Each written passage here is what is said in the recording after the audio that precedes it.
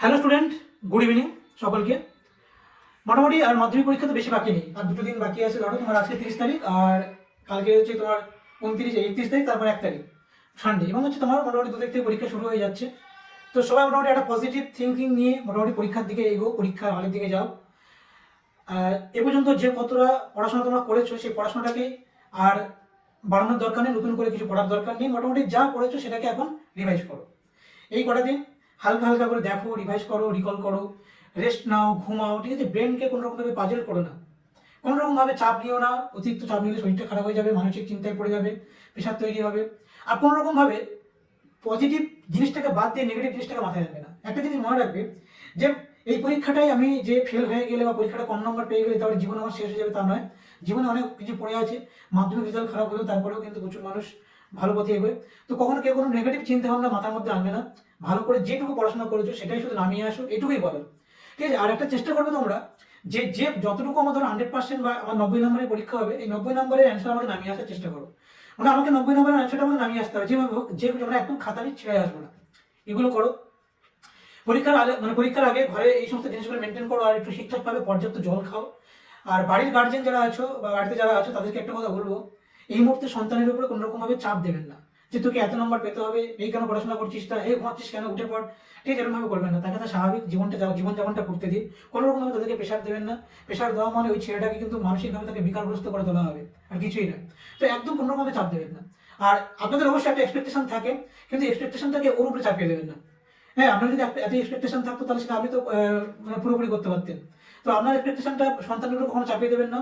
আপনার এক্সপেকটেশনটা রাখুন, আপনার আশাটা সন্তানকে জানান, এবং সে সেই আশা অনুযায়ী সে চেষ্টা করবে। কিন্তু এই নয় যে আপনার আশাটাকে পূরণ করতেই হবে, এরকম ভাবে কোনো টার্গেট তাকে দেবেন না। সে যতটা পারবে স্বাভাবিক পরীক্ষা দেবে, দিতে দিন। আর একটা জিনিস যেটা সেটা মনে রাখবেন, সেটা হচ্ছে সন্তান এই সময় কি খাচ্ছে, খাওয়া দাওয়াটাকে কন্ট্রোল করুন। মানে বিশেষ করে ধরুন রিচ খাবার বা ধরো তেল মশলা জাতীয় খাবার, পরোটা, লুচি জাতীয় জিনিসগুলোকে অ্যাভয়েড করুন। একটু শাকসবজি, একটু ফল খাওয়ান ছেলেকে, সন্তানকে। একটু আপনারা সন্তানের সময় দিন পাশাপাশি, এবং জল খাওয়ার ব্যবস্থাটা করবেন। মোটামুটি এই জিনিসগুলো মোটামুটি চেষ্টা করে যাও। আর একটা জিনিস যেটা সেটা হচ্ছে যে পর্যাপ্ত তারা ঘুমোতে পারে। কারণ অতিরিক্ত যদি রাত জাগে শরীরের উপরে সেই প্রেশারটা পড়ে যায়, এটা একটু খেয়াল রাখবেন। এটা হচ্ছে মোটামুটি পরীক্ষার আগে মোটামুটি ঘরে একটা তোমরা এটাকে চেষ্টা করবে। আর একটা জিনিস যেটা সেটা বলবো, পরীক্ষার হলে গিয়ে তোমরা কি করবে। পরীক্ষার হলে যে মেন যে কাজগুলো থাকবে সেটা হচ্ছে যে এই যে আমাদের পরীক্ষার খাতাটাকে ঠিকঠাক টাইমে নিয়ে তাকে প্রথম যে কাজটা তোমাদের হবে, অ্যাডমিট কার্ড দেখিয়ে তার রেজিস্ট্রেশন নাম্বার এবং রোল নাম্বার অনুযায়ী তোমার পরীক্ষার খাতাটাকে ঠিকঠাক পূরণ করা। এটাকে ঠিকঠাক করো। এটা ঠিকঠাক করার পরে একদম কোনো রকম চিন্তা নেই, একদম ফ্রি মাইন্ডে থাকো। একদম কোনো রকম চিন্তা করবে না, ফ্রি মাইন্ডে তুমি পরীক্ষার হলে যাও। ঠিক আছে? শুধু উপরওয়ালার উপরে বিশ্বাস রাখো, ভগবান, আল্লাহ, গড যাই থাকুক তাদের উপরে বিশ্বাস রাখো। বিশ্বাস রেখে তুমি যেটুকু পড়াশোনা করেছো সেটা নামিয়ে দিয়েছো, এটুকুই। এবারে পরীক্ষার হলে গিয়ে তুমি করবে কি, পরীক্ষার হলে যে কাজগুলো তোমার প্রথম হবে, যে হলের বাইরে গিয়ে গেটের কাছে গিয়ে তোমার কোন রুম নাম্বার পড়ছে তুমি সেটাকে জেনে নাও। তারপর তুমি সেই রুম অনুযায়ী তুমি সিটটা খুঁজে নাও, কোনো রকম চিন্তা করবে না। এবারে পরীক্ষার খাতাটা পাওয়ার পরে তুমি সেখানে তোমার রোল নাম্বার অনুযায়ী, রেজিস্ট্রেশন নাম্বার অনুযায়ী তুমি রোল নাম্বার, রেজিস্ট্রেশন নাম্বারটাকে ফিল আপ করো।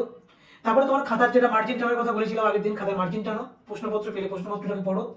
কোনো রকম ভাবে পরীক্ষার হলে কিন্তু সময় নষ্ট করবে না। প্রশ্নপত্র পাওয়ার পরে যে জিনিসটা আমাকে বলেছিলাম, যে সিকোয়েন্স মেনটেন করে শর্ট কোশ্চেনের যে ফরম্যাটটাকে তৈরি করে নেওয়া, এমসিকিউর প্রশ্ন লিখে তার পাশে অ্যান্সারটা লিখে নাও। প্রথম দুটো পেজ, একটা জিনিস মনে রাখবে, প্রথম দুটো পেজ যদি একটু শান্তভাবে তুমি যদি ফরম্যাট অনুযায়ী ভালো করে, মানে তোমার যেমন কোশ্চেন সিকোয়েন্স থাকবে, একের দাগে ধরো 10টা রোমান হরফের 10 পর্যন্ত আছে, তারপর একের 1, একের 2 পর্ব তুমি লিখে গেলে, তারপর বিভাগ ক্ষয়ে গেলে 2 এর এ, 2 এর বি, 2 এর সি, 2 এর ডি এর করে লিখছো। এই সিকোয়েন্সগুলোকে মেনটেন করো। একটা শর্ট কোশ্চেনে যদি তুমি বেঁধে যায় সেটাকে ফাঁকা রাখো, যেটা আমি আগের দিন একটা ভিডিওতে আমি বলেছিলাম, একটা জায়গা ফাঁকা রাখবে। অর্থাৎ আমি এটা বলতে চাইছি, প্রথম দুটো মানে খাতার প্রথম দুটো পেজ যদি তুমি ঠিকঠাকভাবে যদি গুছিয়ে রাখতে পারো, সৌন্দর্য রাখতে পারো, কোনো কাটাকাটি যদি তুমি না করো, সেই খাতার সৌন্দর্যটা যদি একটা শিক্ষকের মনে যদি একটা মনস্তাত্ত্বিক শান্তি এনে দেয়, তাহলে তোমার প্রতি একটা ইতিবাচক প্রভাব পড়বে সেটা। এবং তোমার খাতার প্রতিও কিন্তু সেই ইতিবাচক প্রভাবটা পড়বে। তোমার খাতাটা ঠিকঠাকভাবে দেখা হবে, ভালো নাম্বার তুমি পাবে। তোমার ছোটখাটো মিস্টেকগুলোকে স্যার তখন মার্কসে করবে। এই জিনিসগুলোকে খেয়াল করো। আর প্রথম কোনো রকম ভাবে কিন্তু সময় নষ্ট করবে না, এটা ভালো করে মাথায় রাখবে। দ্বিতীয়ত যেটা বলবো সেটা হচ্ছে যে মোটামুটি 2 নম্বর যে 2 মার্কসের যে কোশ্চেন যেটা আছে, সেই কোশ্চেন পর্যন্ত সিকোয়েন্স মেনটেন করে অ্যান্সারটা লেখার চেষ্টা করবে। তারপর বড় প্রশ্ন এদিক ওদিক একটু হলেও কোনো অসুবিধা নেই, সেটা করবে। ঠিকঠাকভাবে দাগ নম্বর দিয়ে ভালো করে লিখবে, দাগ নম্বর দিয়ে অ্যান্সারগুলোকে ভালো করে লেখার চেষ্টা করবে। আর একটা জিনিস যেটা সেটা হচ্ছে তোমার যে পরিষ্কার পরিচ্ছন্ন একটা বড় প্রশ্ন লিখবে, একটা গ্যাপ দেবে, তারপর একটা বড় প্রশ্ন শুরু করবে। যেন দুটো পার্থক্যটা বোঝা যায় যে আমার একটা বড় প্রশ্নের পর একটা বড় প্রশ্ন শুরু হচ্ছে।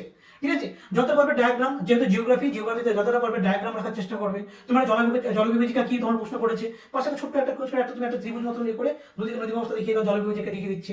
তুমি একটা দোয়াব অঞ্চল ধরো তোমার পড়েছে, একটা দুটো নদীর পাশাপাশি দিয়ে সংকীর্ণ অংশটাকে হ্যাচিং করে বা চিহ্নিত করে দোয়াব অঞ্চল দেখিয়ে দাও। এবং ছোট ছোট ডায়াগ্রাম যদি দিতে পারো তাহলে সেগুলো নাম্বার তোমাকে বাড়াতে সাহায্য করবে। এগুলো দেখবে, একটু খেয়াল রাখবে। আরেকটা জিনিস যেটা তোমরা করবে সেটা হচ্ছে এটা যে ধরো কোনো কারণে আমার পরীক্ষার হলে তুমি গিয়ে দেখলে যে ধরো তোমার 5টা শর্ট কোশ্চেন তোমার বাকি আছে। ঠিক আছে, 5টা শর্ট কোশ্চেন তোমার বাকি আছে। এবং আরেকটা জিনিস তোমাকে বলে রাখি, পরীক্ষার হলে কিন্তু অনেকে করে যেটা প্রথম থেকেই, যে প্রশ্ন পাওয়ার সাথে সাথে এই বন্ধুকে সেই বন্ধুকে যে জিজ্ঞাসা করো, এটা বল সেটা বল এটা বল। এটা প্রথমত তোমার বন্ধু তো বিরক্ত হবে, সে কিন্তু কোনো রকম তোমার প্রতি কিন্তু সন্তুষ্ট থাকবে না, সে বিরক্ত হবে, তাকে ডিস্টার্ব করো না। আর দ্বিতীয়ত টিচারের চোখে তুমি পড়ে যাবে যে ছেলেটা প্রথম থেকে ডিস্টার্ব করছে, তোমাকে তোরা তো অন্য জায়গায় দিয়ে দিতে পারে। এটা কিন্তু প্রথম একদম করবেই না। তোমার যেটা সমস্যা হচ্ছে পারছো না তুমি রাখো, যেটুকু পারছো তুমি অ্যান্সার করো, পরবর্তীতে তুমি বন্ধুকে জিজ্ঞাসা করতে পারছো তোমার করার ব্যাপার, কিন্তু প্রথম থেকে কিন্তু কাউকে ডিস্টার্ব করবে না পরীক্ষা হলে। এটা করো না, এটা কিন্তু একটা নেতিবাচক প্রভাব পড়বে, যে তোমার হচ্ছে এক্সাম হলে যে টিচার তোমাকে গার্ড দেবে, বন্ধুর উপরেও কিন্তু একটা নেতিবাচক প্রভাব পড়বে। এটা করো না। আর একটা জিনিস যেটা তোমাদের সেটা বলবো, সেটা হচ্ছে যেটা বলতে বলতে থেমে গেলাম, যে ধরো তুমি কোনো কারণে 5টা শর্ট কোশ্চেন তুমি করোনি, পরবর্তীকালে দেখা যাচ্ছে তুমি একটা 2 নম্বরের অ্যান্সার লিখছো, তোমার হাতে মাত্র 2 মিনিট টাইম আছে। তুমি কি করবে, ওই যে অ্যান্সারের যে সিকোয়েন্সটা তৈরি করে রেখে দিয়েছিলে, অ্যান্সারের সিকোয়েন্সে তুমি চলে এসো। 5টা যে শর্ট কোশ্চেন যদি তুমি মনে করে 5টা শর্ট কোশ্চেন কিন্তু আগে রেখো, 2 নম্বরের প্রশ্নটা তুমি পরে লিখবে। 2 পাওয়াটা যতটা না জরুরি, 5-এর মধ্যে তুমি যদি 4টে প্রশ্ন সঠিক করতে পারো, তুমি 5 নম্বরের মধ্যে 4টে নাম্বার পেয়ে যাবে, 2 নম্বর তুমি এক্সট্রা পাবে। শর্ট কোশ্চেনটাকে কিন্তু খুব ভালোভাবে গুরুত্ব দেবে, এটা কিন্তু মাথায় রাখবে। ওকে। আর 2 নম্বর যেটা বলেছিলাম মনে আছে, যেটা ধরো তুমি 4 নম্বর বা 3 নম্বরের একটা প্রশ্ন তুমি লিখছো, সেখানে তুমি টপ করে আগে পয়েন্টগুলোকে লিখে দাও, তারপর তুমি একে ব্যাখ্যা করতে যাও। ঠিক আছে, এগুলো ভাবে কি হবে, এই ছোট ছোট জিনিসগুলো তোমাকে নাম্বার ক্যারি করতে হবে। ঠিক আছে, এগুলো ভালো করে দেখে রাখবে। আর যতটা পারবে সুন্দর পরিষ্কার পরিচ্ছন্ন হাতের লেখায় মোটামুটি পরীক্ষাটা দাও, কোনো রকম কাটাকাটি করবে না। যদি তোমার ভুল হয়ে যায় একটা লাইনে থ্রু পেনে কেটে দাও, কোনো রকম ঘিজিমিজি করে কাটতে যাবে না। আর পাশে ছবি আঁকা রাখার চেষ্টা করবে, ছবিটা দিলে অবশ্যই খুব ভালো লাগে দেখতে, এবং অ্যান্সারটা স্ট্রং হয়, অ্যান্সারটা মোটামুটি মাস্টারমশাই বা যে শিক্ষক বা পরীক্ষার খাতাটা দেখবে তিনি সন্তুষ্ট হয়। এটাই হচ্ছে এবার এইগুলোকে ছোট ছোট জিনিসগুলোকে ফলো করবে। হ্যাঁ, আর যতটা পারবে কিন্তু প্রশ্নটাকে ভালো করে বুঝে পরীক্ষা দেবে। কারণ অনেক সময় আমরা প্রশ্ন না বুঝে পরীক্ষা দিই, তারপরে ঘরে এসে যখন দেখি নাম্বার কম হয়েছে আমরা বুঝতে পারি না, কিন্তু অ্যাকচুয়ালি করবে না। পরীক্ষাটা যতটা দেবে প্রশ্ন ভালো করে বুঝবে, তারপরে মাথা ঠান্ডা করে পরীক্ষার উত্তরটা লিখবে, কোনো রকম ভাবে মাথা গরম করবে না। ঠিক আছে, এটা হচ্ছে ব্যাপার। কারণ মাথা গরম করলে তুমি যেটুকু জানতে, যত তুমি টেনশন করবে, তুমি যেটুকু জানতে সেটা পুরো ভুলে যাবে। এটাই হচ্ছে ব্যাপার।